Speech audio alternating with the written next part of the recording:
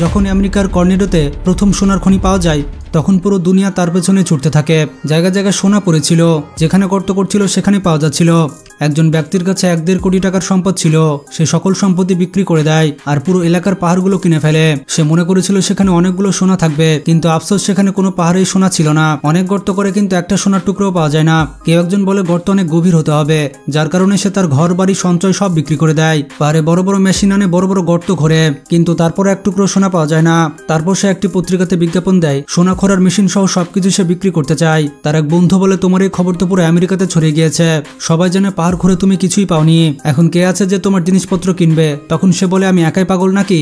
পৃথিবীতে কোনো না কোনো পাগল থাকবে যে এটা কিনবে। একজন ব্যক্তি 1 কোটি টাকা দিয়ে সম্পূর্ণ পাহাড় এবং সরঞ্জাম ক্রয় করে ফেলে। অবাক করার বিষয়টি হচ্ছে মাত্র 1 ইঞ্চি গর্ত খোঁড়ার পর পাওয়া যায় পৃথিবীর সবথেকে বড় সোনার খনি। এটা ছিল মাত্র 1 হাত খোঁড়ার বিষয়। মাত্র 1 হাতের জন্য সে পৃথিবীর সবথেকে বড় সোনার খনি পেল না। আপনারা ভিডিও দেখেন কিন্তু লাইক সাবস্ক্রাইব করেন না।